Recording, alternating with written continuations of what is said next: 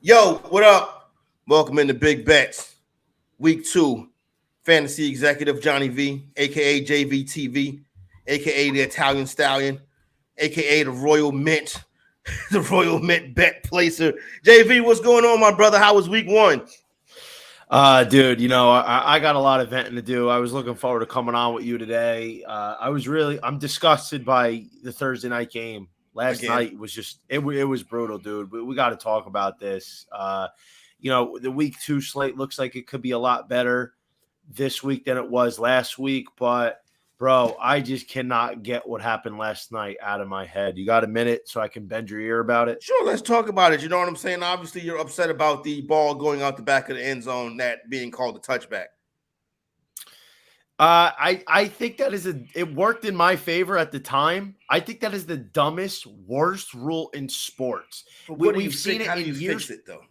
We've seen it in years past. Like I remember Derek Carr. I think they were playing the Chiefs. He was going for an end zone. Like it's dumb. And here's how you fix it. As opposed to giving the defense a gift. It's like if you're playing pool with somebody and you have a 6-ball lead on them and they miss the 8-ball in the wrong pocket and they win just on a technicality. Bro, here's how you fix this. Move the offense back 15, 20 yards. Okay. They shouldn't get penalized. And listen, it went in my favor at the time. But Justin Jefferson makes a great catch on a good route. Cousins delivers a solid ball. And because he's reaching for the end zone and he loses it, literally 2 inches short of the goal line, the Eagles get the ball, go down, score a 61-yard field goal to change the whole momentum of the game. That was a big momentum changer. It possibly could have altered the outcome. I'm not talking about spread. I'm talking about the Vikings maybe winning that game. Possibly. But the fact is, and I've seen people talk about this, there is going to come a time in a key moment of a big game in the playoffs, God forbid in the Super Bowl, where something like that happens and a team like Buffalo bitches and moans, and then the rule gets changed after it's too late. So what happened with the Bills when they didn't get the ball in Kansas City a couple of years ago in that overtime game? It's going to come down to it. Do it now. Do it before. It happens in the playoff game. Exactly. And obviously not for this season because you can't change a rule midseason. I get that. For next year, they need to look at this again. It's been haunting teams for years. I think I remember the Chiefs played the Browns maybe 2 years ago. And this was a game where the Browns really had a shot to win. This was right in the middle of the Browns might be a Super Bowl contender. They were really banging it out with Kansas City. I think it was right before the half. They were going in to score. Same thing happened. It didn't get talked about. Changed the whole game. I don't remember if it was an Arrowhead or not, but either way, this is a big deal, and this needs to be at least discussed to potentially be moved in the future. I think the competition committee will end up looking at this rule. Interesting to see what they would do, but definitely that was something that a lot of people were very upset about. That took place on Thursday Night Football, but it's time to turn the page. But before we turn the page, let's get a recap on Week 1. How are our 3 entries, and how is our survivor entry? So one entry went 4-1. Nice. My best 5 picks. The Steelers. We were talking about this last Friday. I was way off on that game. So was I. That was the only game though that I gave out that I was truly way off on. The Chargers didn't hit, but that wasn't way off. That just didn't go our way. That they were in there to cover it at the end. It just didn't go our way. But Steelers way off on that. Bucs, Seahawks, Bucs, Rams, Cowboys, Jets, all came home. Another entry was 1-4, but that was the entry where I was experimenting with some of these 50-50 games because I'm trying to keep some of my entries completely separate and not commingle at all. And I was picking games I really didn't want to pick. And then the third one is 2-3, so not that good, but so far, I got 1-4-1-1, and then Survivor. We held on with the Commanders. I almost had a stroke. I was thinking about you doing that, Commanders. but you know what? I survived at the end of the day, and I only got one entry. You know what I mean? So there is a lot of good things that can come out of taking risks and betting. For instance, taking a team like Atlanta this week. rolling the dice and getting them out of the way, and then you just move on to another week. But those are for the people that have multiple entries. I have one entry. I have one life. I got to do what I got to do to make sure I get to the next week. So, it's 1 week, one way or another. You can't judge off anything, and you just got to keep it moving. And that's how it goes in this racket. All right, so let's get ready to turn the page. Let's get ready to hop into it and head to it. So let me ask you before that, one more question, Johnny. Mm-hmm. The entry that's 1-4, will you try to fight that entry back, or will you now play for the toilet bowl? So the 1-4 one, it's funny because I thought the same thing. I said the same thing. I was like, there's an opportunity maybe for the first quarter where I could go for the 100 or 300K booby prize in the first quarter, let alone the whole season. So I talked to my partner about it, and whether this is correct or not, and I have mixed feelings about it. Me and him discussed it's too early in the season to start throwing games and throwing away entries. He's like, oh, well, it's just as hard to pick losers as it is to pick winners. It really is. At the end of the day. But the thing is, like, I'm maybe shooting for the middle here. It might end up doing nothing one way or the other. It might just like be a dead entry at the end of the day and not yield any fruit. But what I decided was, at least at the moment, for this week, that entry involves absolutely nothing from my other two. So I have 3 entries on entry 1, 3 entries on entry 3 that are both the same. Entry 2 features nothing alike. There are 5 unique picks. And that goes to me having to pick games that ordinarily I'm not putting out on my official card that I don't love because they didn't make my top 10 picks for the other 2 entries, if that makes sense. All right, so bet got you. I follow what you're picking up and putting down. All right, let's ready to get into it. And I tell you what, this week we start with a game that could be the game of the week. Let's go to the extremely. I'm sorry. We're going to start in Atlanta. You mentioned the Falcons. Let's start in Atlanta. Atlanta is a 1.5-point home favorite versus the Green Bay Packers. This number has bounced around all week. It opened up Packers -1.5. Opened up Falcons -1.5. Then it flipped the Packers. Yesterday, on Thursday, it bounced around between both teams. Friday, we seem set. Falcons -1.5-point home favorite versus Jordan Love. Bakhtiari, Aaron Jones on the wrong side of questionable. So, Johnny V TV, the total on this one is 40.5. We really don't do totals here, but your Atlanta Falcons at home versus a public favorite in the Green Bay Packers. Atlanta, they are in what I would call entry number 2 for me this week. I'm rolling the dice on them. I don't love them, to be honest. This is not a game that I would give an official play on, but just because for Circa, I think that Atlanta is a team that there is a lot of talent on this roster. They're not, in my opinion, a contender, but they are a competitive team that could make the playoffs. It's all headlined by guys like Bijan Robinson, Tyler Algier, Desmond Ridder at the helm playing game manager, Kyle Pitts, Drake London. And I think the big thing for me is at home, Atlanta coming off a solid win against Carolina with a good defense. They're playing a Green Bay team that you mentioned. They have a lot of key injuries on both sides of the ball, cluster key injuries. That's never good. It's basically a pick 'em. We talked about this last night. I would side with Atlanta in a very tight game that might come down to what we call a game-winning field goal. This is one where it's a 50-50 coin flip, and I'm going to go with the home team that's a little bit healthier right now. So historically, Atlanta, a poor ATS home team. Yet, as Johnny mentioned, this is basically a pick-em game right here. Atlanta a little bit stronger on the money line. I worry about the injuries for the Packers. I worry about Love making his first official road start. Even though it's probably going to be a heavy Green Bay crowd in Mercedes-Benz Stadium because that stadium is a stadium where the opposite fans can take over. I think this is a 23-20 Atlanta Falcon victory. So we begin on the same side right here. I would lay the number with Atlanta, but I am not taking this one to the window. This is not going to make a final card of mine. So we do agree on this one right here that the Atlanta Falcons are the play at home. Let's go to Tampa Bay. Bears and Buccaneers. Bears coming off that bad loss last week. Buccaneers get the win on the road. Bucs laying 220 at home right now on the FanDuel Sportsbook. That 2.5 is juiced to -120, meaning that 3 could be coming. Buccaneers and Bears. What we got, JV?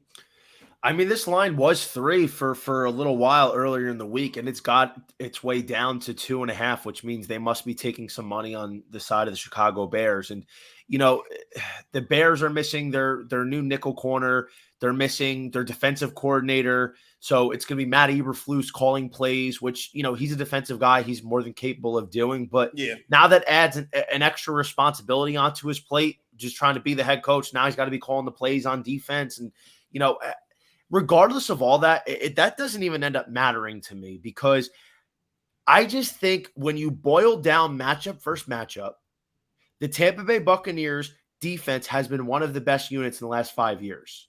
But the strength of that defense has been the ground defense. They have been great at stopping teams from running the rock. They did it last week at Alexander Madison. He really didn't get anywhere. And what do the Chicago Bears like to do on offense? They love to run the rock. I think Tampa Bay is going to stymie the Bears' offensive ground attack a little bit. Fields will probably have an okay game, but when you look at it, bro, the Bucs have maybe the most athletic linebacking core in football with Devin White and Levante David. Those are guys that can slow down Fields' rushing attack. And, you know, even though Tampa Bay's defense is dealing with some injuries in the secondary, Carlton Davis is not expected to play. A couple other guys on the shelf right now. I don't think I've seen it enough from Fields in this offense to light a defense up through the air.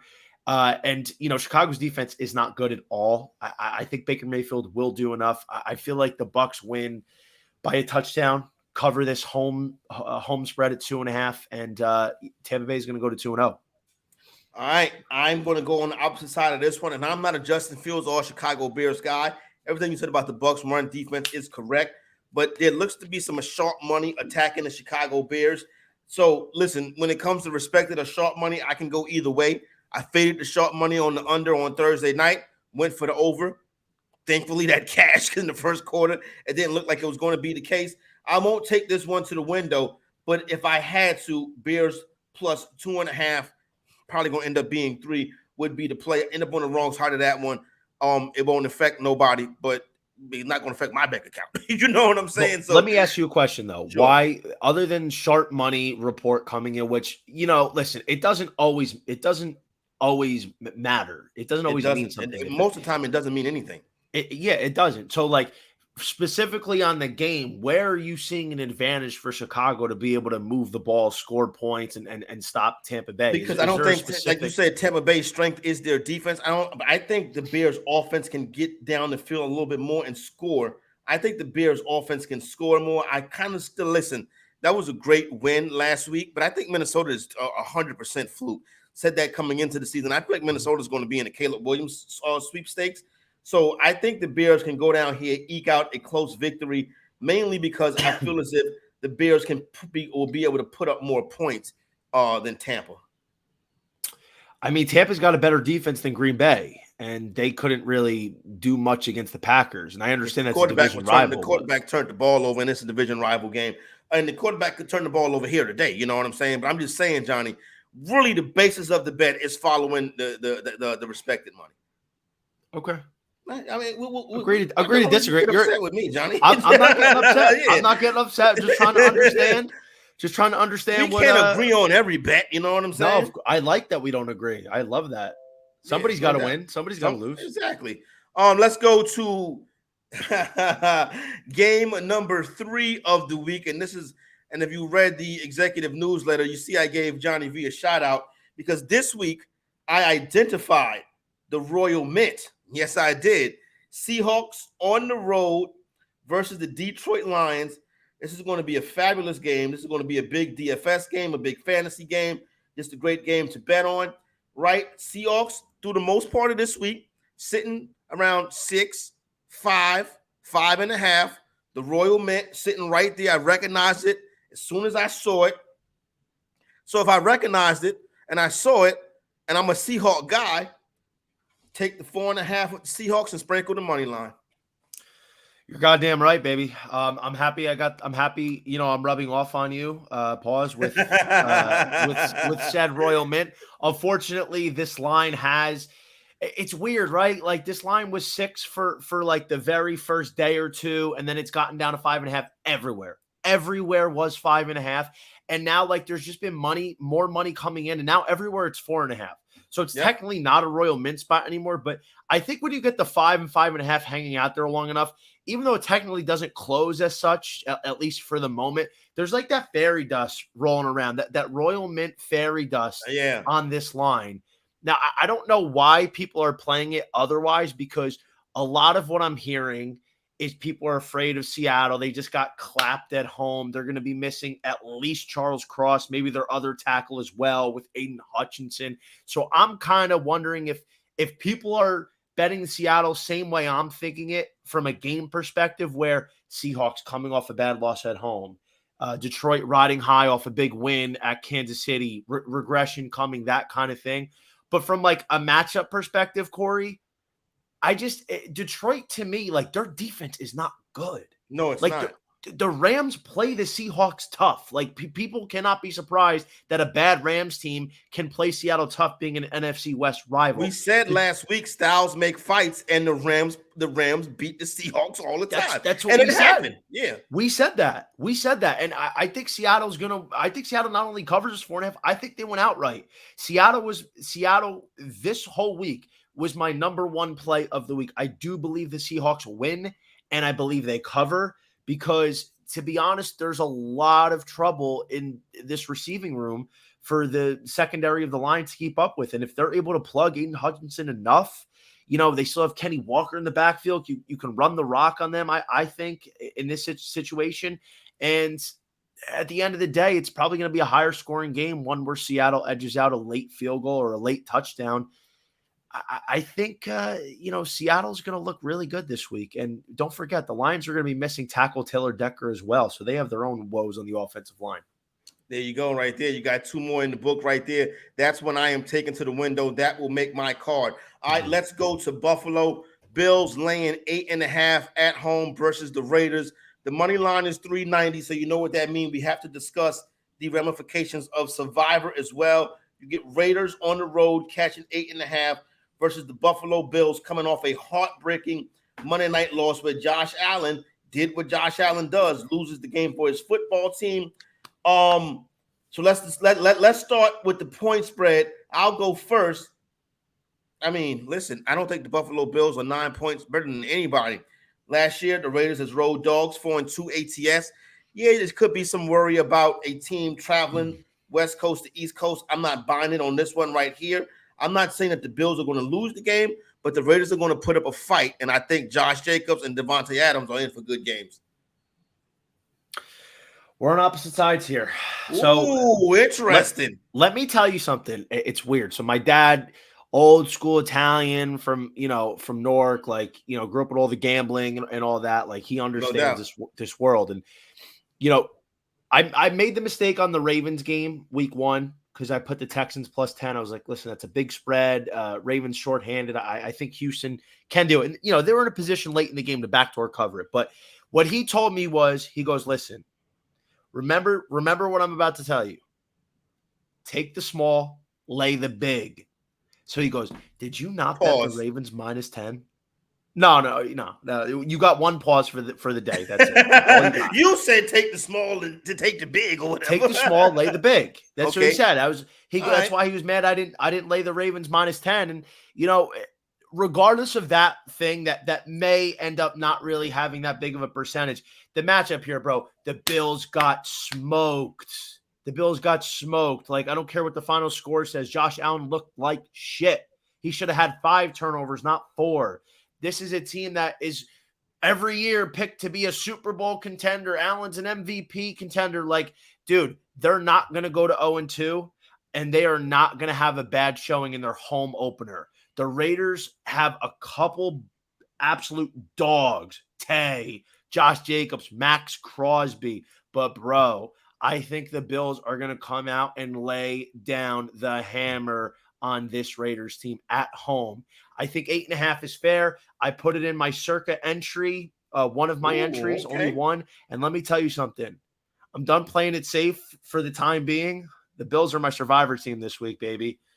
Circle those wagons, baby. Circle those wagons for daddy one time. All right. Nobody circles the wagons like the Buffalo Bills. They are a 390 favorite. We have identified our survivor. Well, Johnny has identified his survivor for this week, the Buffalo Bills. And listen, I can't be mad at that. I wouldn't go as far as the extent to sprinkle the money line on this one. I think the Raiders make it a fight because, like I said, I don't think the Bills are 9 points better than anybody in the NFL this year. But we will see how it turns out this upcoming weekend. I think there's a lot of hatred towards Jimmy Garoppolo, and I think that's a mistake. I think Garoppolo is a better quarterback than people are. You're an Italian guy. You don't like Jimmy Garoppolo? First of all, Jimmy Garoppolo is a Metagon. In his Subway commercial, he called Gabagool Capicola.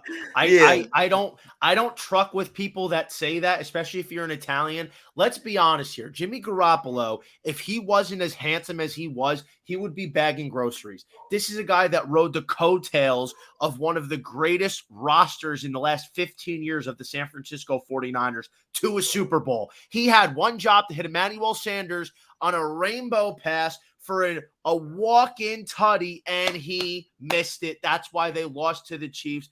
Jimmy G, he's a decent NFL quarterback. He's not really a reliable starter. His looks got him where he is today. That's why when he goes to the Warriors games or the Lakers games with his teammates, all the cheerleaders come up to him on the sideline. That's exactly why, not because of his talent. All right, there you go. A Matagon or whatever that is. Jimmy G is one, a Metagon. But I think whatever the word you just said, he is that. And whatever. I don't know nothing about that. I just know he been to 2 NFC championship games. Dak Prescott ain't been to none. So maybe Dak Prescott's a Metagon too. The Chargers and the Titans. Look, this number is moved. How about this? The Chargers are now what I like to call a short road favorite. I like to fade short road favorites. Chargers laying 2.5 on the road versus Tennessee. Total 45 in this one. Chargers coming off a game last week in which they lost. Now they got to come across the country to face the Tennessee Titans. And I tell you what, this game right here for me is no play. A little bit too close to call. When these teams met late last season, they met late last season in Los Angeles. The final score was 17-14. If I do play anything on this, it's going to be the under. As far as the point spread, it's too close to call, Johnny. I'm with you. Not touching this game. This is not on any of my plays, not on any of my entries. I want nothing to do with it. Now, Austin Eckler for my fantasy team, of course, he's got to sit out week 2. This is just a bunch of bullshit, if we're being honest. And you're right. I think, listen, I still think the Chargers are going to be able to put up some points. Even though Eckler's going to be out, Josh Kelly looked good last week. I hate Josh Kelly because I didn't draft him. I didn't have the wherewithal to draft him. I fell asleep. I was drafting guys like Tank Bigsby and I forget who else off the top of my head, but you still got Keen Daddy. You got Mike Will made it. You got the rookie stud Quentin Johnston. You got Herbie under center. I think the Chargers are still going to be able to put up 27 points, win and cover. Not an official play. I mean, listen, this is going to be one of the best offenses the Titans face all year, even without Austin Eckler. But, dude, the Chargers, they are a good team, dude. They play better on the road than they do at home. They are a good team. They're not a great team, but they're good. They can kill anybody they play if they play their game. And Brandon Staley stops trying to sabotage them. Yeah, you're right about Brandon Staley. That's 100% if I was playing correct. something, Corey, this is where I would go. But it's a no play, no entries, nothing official. I'm off of it 100% completely. Yep, yeah, I'm with the same thing. If anything, I would take the under to the window. 17-14 was the final last time they met. But this right here is a nasty look right here. So I'm rocking with you on that one, JVTV. Too close to call. Probably going to be the same for this next game right here. Colts traveling to Houston to take on the Texans. Colts were the 1-point favorite the majority of the week. Now it's flipped to Texans -1. Got a good low total, 39.5. The last 7 times these two teams have met in Houston, the under has cashed. No play on this one for me, a pick'em game between division rivals. Curious your thoughts, Colts, Texans. Also, no play. I was really mulling if I wanted to take this game, but it's a bad game overall. This isn't really something that I get excited for. This doesn't keep me up at night thinking about which side to bet. But if I had to make a play, I like the Colts. I mean, +1 doesn't do it for me. We're just going to take the money line, right, at +102, whatever you're going to get it at. The simple fact here is I think the Colts have a more electric quarterback. I think they have better receivers. But there's not a lot to love. I think one of the main takeaways, what? It's not a lot of love here. I think the main takeaway, CJ Stroud got added to the injury report today. Midweek injury report additions are usually not good. He's probably going to play. I haven't seen any indication that he's likely to miss, but to me, that doesn't really solidify a ringing endorsement. So I think Indianapolis would be the side here should you feel inclined to make a play. Anthony Richardson looked really good for the most part in his debut, and I would expect him to shred this Houston defense. All right, let's get into one of the marquee matchups of the day. This number's been sitting about 3.5 all week. Now we see the number move to 3 with the home team, the Bengals, laying it. They go JV Dog in the back. He likes this game already. Ravens, Bengals, AFC North rivals could be 2 of the best teams in the AFC. The Ravens catching 3 on the road. The Bengals laying it at home. Styles make fights. The Bengals own the Ravens recently. Give me the Bengals on the spread. And I tell you what, I think the Bengals might run them out the stadium. I think this could be a 7 to 10 point or even higher win for Cincinnati. Well, goddamn, dude, that's what I'm hoping for. I think Cincinnati getting the 3 here is huge. Like, we saw how important the hook is in last night's game. There was 3.5s, for a lot of the week. It's kind of been teeter-tottering. It's especially where you're shopping around. I think the Bengals -3 is the play for me. I think Cincinnati does win.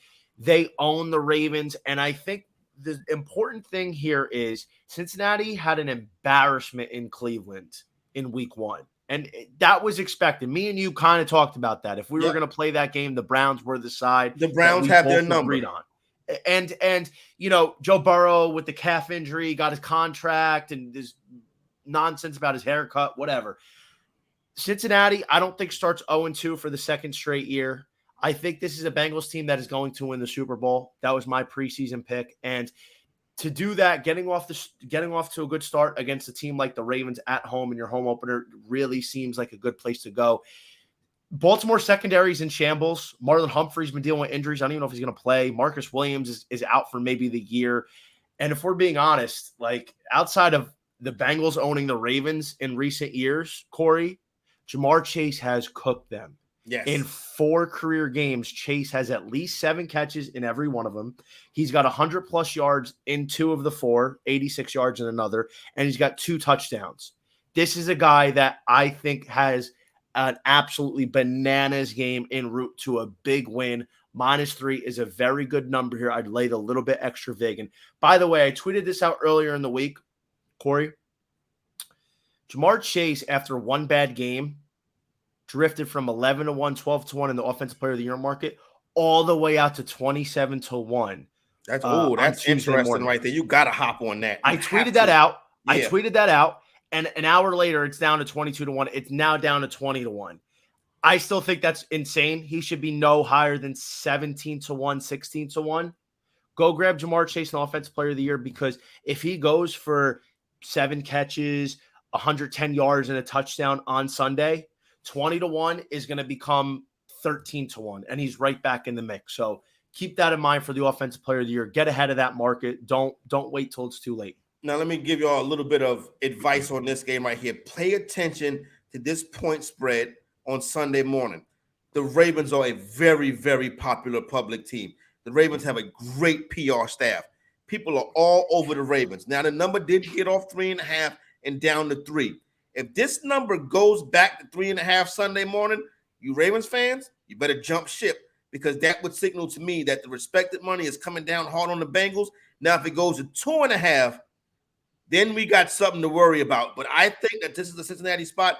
Pay attention to this line on Sunday morning. I think any line movement on this game right here could be critical. Even if you don't follow line movement, keep an eye on it. I'm not saying not to trust your own cap, but I'm telling you, if this game goes back to 3.5, then we're going to see a problem, because I know there's heavy betting on the Ravens, because it always is. All right, let's get ready to hop into the last 1 p.m. Eastern time start. Another fantastic AFC matchup. The Kansas City Chiefs laying 3.5 on the road versus the Jacksonville Jaguars. Got a nice high total of 51.5 on this one. Johnny, you go ahead and get this one started. Corey, I got to go Kansas City here. Travis Kelce's back. Chris Jones is back. The Chiefs rarely play back-to-back bad games. And, if we're being honest with ourselves, the Chiefs should have won and covered on Thursday night against the Lions. Missing Kelce was a huge component, because the drop-off to the next best receiver it's like the size of the Atlantic Ocean.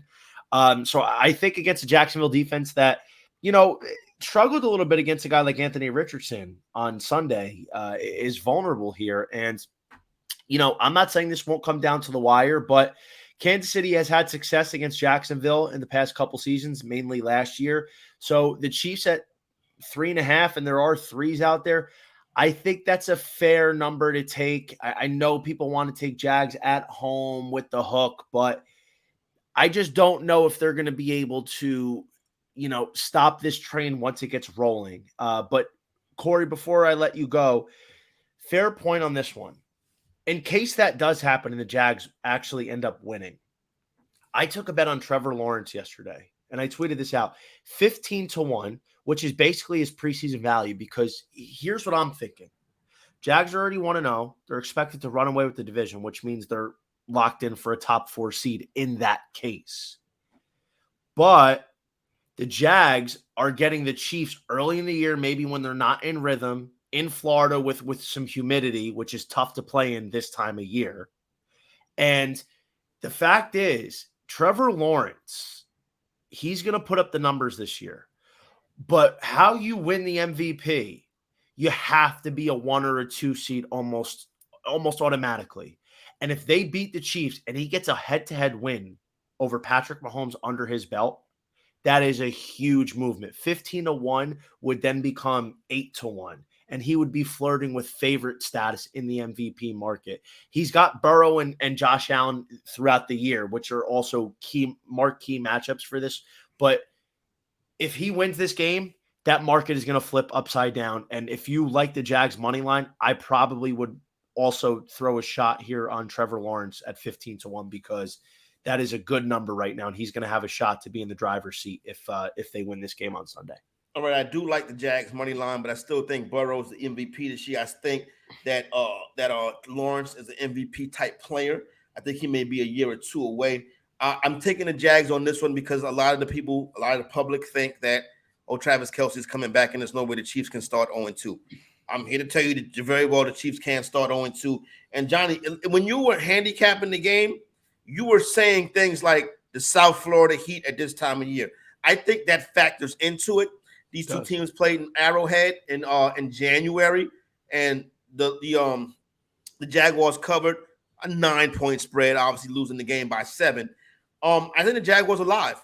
I got the Jaguars. I'll take this to the window. The Jaguars catching the 3.5, and I will also sprinkle the money line. I think the Jaguars get a win, and I think we do see Kansas City start the season 0-2. I think it's going to be a fantastic game, but I think the Jaguars find a way to pull it out.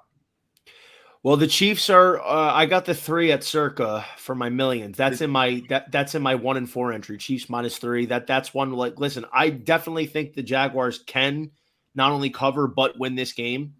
I just, I want to go with Kansas City. I want to give them a benefit of the doubt here. I feel like Mahomes. That's the kind of that's a sickening loss that they had. Yeah, it wasn't like they just no-showed. That's a sickening loss. That's one that sticks in it leaves a bad taste in your mouth. And Jacksonville's defense wasn't great against Indianapolis. Like, if Anthony Richardson doesn't get stuffed at the goal line last week, that's a very interesting game. That ends up being a 3-point game against Indianapolis. And I agree, but those are division rivals. You know what I'm saying? Which is not the case in this one right here. But listen, you make a very interesting point. I think this is going to be one of the better games. It could go either way, but it's good to see some discrepancies in our thought process. All right, let's get to the 4 p.m. slate, and let's start with a minus 300 favorite. So, Johnny, I want you to give me your survivor thoughts on this one. We got the Niners going into the Rams. Niners coming in here as a 7-point favorite in this game right here. San Francisco 49ers. The Niners have owned the Rams recently. What do you think, JVTV? These two right here, Niners laying 7 on the road versus the Rams, division game. I mean, if you exclude the NFC Championship game where the Rams won, which I was a huge beneficiary of, by the way, the Rams have lost 8 straight regular season games to the San Francisco 49ers. And they're 1-9 on the spread in their last 10. I mean, it's insane that this is the kind of, like, can't even call it a rivalry at this point. Sean McVay and Kyle Shanahan joined as coaches on their respective teams back in 2017, the same year. And like, San Francisco has only managed to win by 3 points or less, 2 times. I think this is one where San Francisco proved us both wrong last week that they were going to start out slow. And despite the fact that was absolutely not the case, we're just in a matchup here where the Niners are way overmatching the LA Rams. I mean, the only guy that really showed up for the Rams outside of Stafford was Puka Nacua, and I guess Tutu Atwell as well. Puka has been a little banged up, but how is this Rams defense going to stop San Francisco? McCaffrey looked like a weapon, bro. Like, that kid is a white tailback, and he is just cooking, bro. He's the best running back in football outside of maybe Derrick Henry. This guy's unbelievable. Ayuk looks like he's ready to take that next jump. Deebo Samuel's still a dog. Kittle should be in. Like, I just don't know where we're going to see it. I think San Francisco is absolutely the play. I hate laying a big number, especially in a division, especially with a guy like Matthew Stafford at quarterback. The home 7 is hard not to take, but I got to go with San Francisco here, man. The trend is real. It doesn't lie. San Fran is a good survivor bet if you want to go there, but in my circa entry, I have San Francisco in 1, and I got them at 7.5. Via circa. So 7 is a steal. Yep. And I would agree with Johnny. I'm not taking this one to the window, but if I had to, it would be the Niners. And also I may think they're also a very good survivor pick this weekend, despite it being a division game as well. Let's go to the New York Giants. After that embarrassing loss on Monday night, they got skunked, got beat by 40 by America's team, the Dallas Cowboys. They go to rebound this week, traveling to Arizona to face the Cardinals. New York Giants. Seen this number move recently. I know they was laying 5.5. Now it's down to 4.5. Giants 220 on the money line. Good low total at 39.5. JVTV. I don't have a wager per se. If I was to wager, I would remove the hook and I would lay 4 with the Giants. This is a big Saquon Barkley game, though. That's as far as I'll go on this one, as a player prop on Barkley. Yeah, I mean, listen, at the end of the day, we're looking at the Giants here that got blown out by 40 at home against Dallas. That's a much better team. The talent disparity is gigantic between the Cowboys and the Cardinals. The line movement's interesting because the Giants were all the way out to 6. That's a lot of points, even against an Arizona team. The Giants, I don't think they look like 6-point favorites to anybody. No, exactly. I probably would hold off on this game if you were interested. I want nothing to do with it. But if you wanted to look at this game, I probably would sit here and say, wait until maybe tomorrow night, Sunday morning, see where the action's going. Like, if this game gets down to like 3.5 before kickoff, I mean, this is a sharp play on the Cardinals for sure, but I still like the Giants. You might be able to get a better number here. But if it bloats out to 5.5 or 5, that doesn't change too much. You know what I mean? That's not a key number, so you're not going to get hooked that bad. But I definitely think the Giants would be the side if I was inclined to make a play. Would you consider the Giants in Survivor? Would I consider putting a gun in my mouth and pulling the trigger? No. All right, there you go, right there. No New York Giants in Survivor. Now you can consider the Dallas Cowboys in Survivor. They are laying 8.5 at home versus the New York Jets. This was going to be the game of the day. This was how it was shaping up, but obviously now with Aaron Rodgers injured for the season and Zach Wilson as the quarterback, that number balloons the Cowboys minus 8.5. This could be the Cowboys could open up the season pitching back-to-back shutouts. I'm sure the defense is thinking that with Zach Wilson coming to town. I would lay the number with the Dallas Cowboys. And here's the deal. If you are in a survivor pool where Thanksgiving Day is 1 week, save the Cowboys for that game because that schedule is a little bit tougher with Dallas facing the Commanders on Thanksgiving Day, which can be tough too. The Commanders have beat Dallas in Dallas on Thanksgiving, but I could see you using the Cowboys this weekend versus the Jets. What do you say, Johnny V TV, America's team versus the New York Jets? I love that point you brought up about the Thanksgiving Day game. Like that's and in this contest, that's tough because you have to make a pick either on. I think you have to make a Thursday pick. I believe I got to double check the rules on that, but that's a great point. Dallas, I'm in on the 8.5. I mean, this line got out to 9.5, and people gobbled up, Jets plus 9.5, and there's spots where it's 8.5, and then there's a 9 hanging out there. But at the end of the day, like I understand why at first sight it seems like, wow, the Jets are going to get blown out. But if you think about it, Dallas's offense did not look good against the Giants. No, they didn't. They did not look good at all. And the Jets have arguably the best defense front to back in football. So I wouldn't expect Dallas to be moving the ball with impunity. What really concerns me, if you're a Jets fan, is Dallas should be able to get some points. Maybe offensively defense. They can get somewhere between 17 and 21. But what happens if Zach Wilson has a couple turnovers? Then this going to get out of control. You get a defensive score or you get a really short field. And I think the thing to note here is look how Buffalo was able to constantly deliver pressure and harass Wilson on Sunday night or on Monday night. Dallas is a better pass rush than they do. Yes, Micah Parsons is going to be living in that backfield. And that's where I think the big disparity is. I'm gonna lay the big again. There's a lot of big spreads this week, and I'm pretty much going to lay them all. I think Dallas 8.5. I'm gonna say, listen, I trust Dak more than Zach Wilson. I trust the Dallas pass rush against Zach Wilson more than I trust the Jets against Dallas. So I think this is the side here. Cowboys minus 8.5. Don't let Daddy down. Yeah, there you go. Now the Cowboys to bring that one home for Daddy. Pause. So there you go. You got to stop with that. I'm from Harlem. I was born like this. Now, as far as JVTV, as far as that defense that you mentioned, right?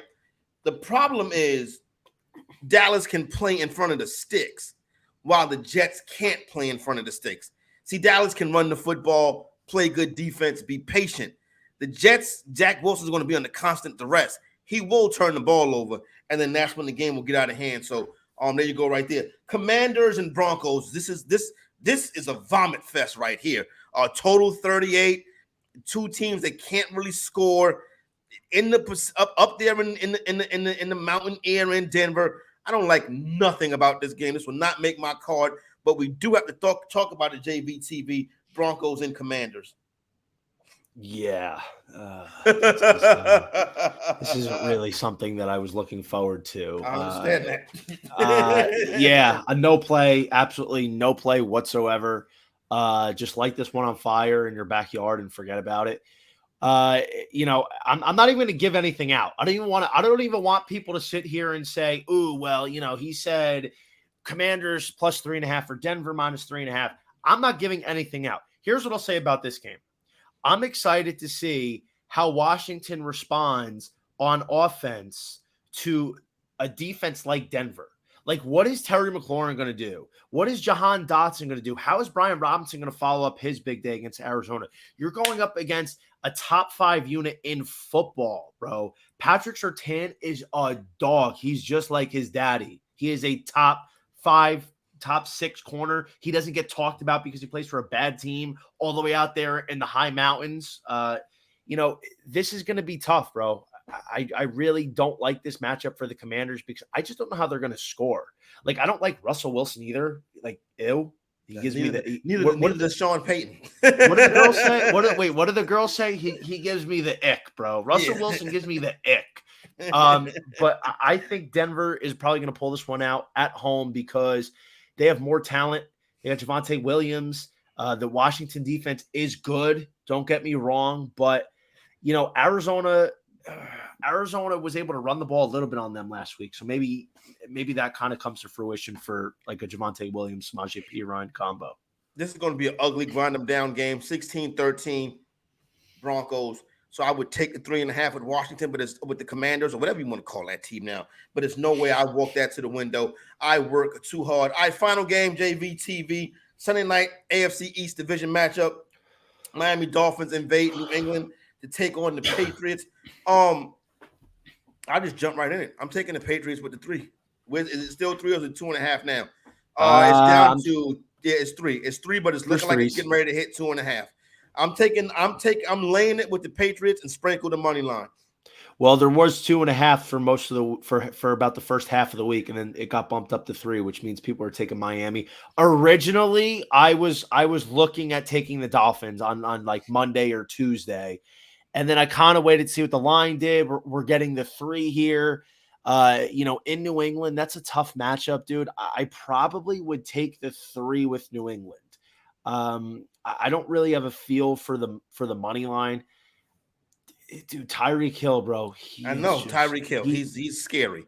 That dude is God-given, bro. That speed is just something that you pray to God for. He can wreck a defensive game plan. Trust me, and they're in the New England Patriots defensive room right now. Their defensive coordinator, he has got one person on his mind, and it ain't Tua. It's Tyreek Hill.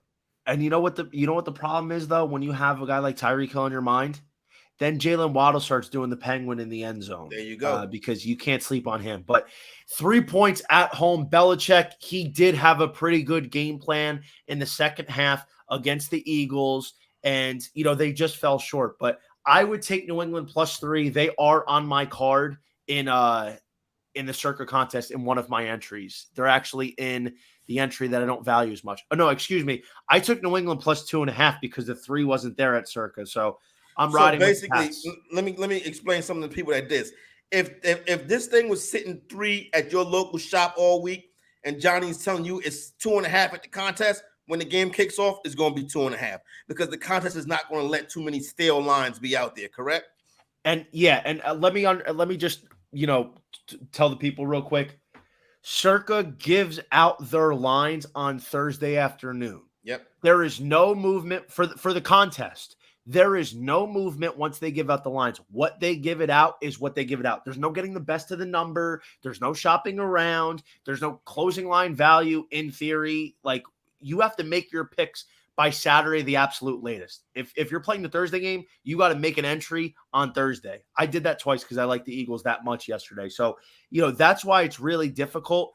And it is what it is. It's pretty much a take it or leave it scenario. So when you're like, oh, why didn't you get 3 or wait for 3? I was not able to. They gave it out at 2.5. And Circa's usually right on the money when it comes to the lines. Yep, if you didn't know. Yep, exactly. Because they're saying that line is probably going to close here because they're, like you said, they don't want to give out too many stale lines in that contest with all those participants. And Johnny V is one of them. And we hope that he does the best that he can do in both those contests and in Circa. But with the Philadelphia Eagles, you already have a push already, but that is better than a loss. You know what I'm saying? So yeah, it should have been a win, though. And you know what? It's A.J. Brown's fault. It's his fault, and I'll tell you why. A 15-play, 44-yard drive that took 9 minutes that resulted in no points when they were up, 27-14, Corey. What happens at the end of the fourth quarter or the end of the third quarter after they pick up the first down on the hard count? A.J. Brown and Jalen Hurts get into it on the sidelines. A.J. Brown has to start bitching and moaning that he's not getting enough looks or whatever the case. First play out, A.J. Brown gets a target, incomplete. It's now 2nd and 10. And that carried over because Jalen Hurts, instead of turning around and handing the ball off, because DeAndre Swift was absolutely pumping, he was killing that Vikings defense, they had to start throwing. when they were in field goal range, where a field goal would have taken care of the cover. That was a backdoor loss that killed me. That burns me up. That the Eagles should have blew him out and covered the spread. That sickens me. A.J. Brown cost us. It's his fault. You're a sick Johnny V. Hopefully we'll start to feel better this upcoming weekend. Hey, good luck, everybody. Don't forget the subscribe button. Listen, everything that we just gave you, this is good information, and it's all free. So the best you can do for us is hit that subscribe button. For my man JVTV, it's Corey Parson, the fantasy executive, wishing you the best this week. Guess what? We out. Let them know you out, Johnny V. We're out, baby. Let's go get some winners this weekend. No doubt.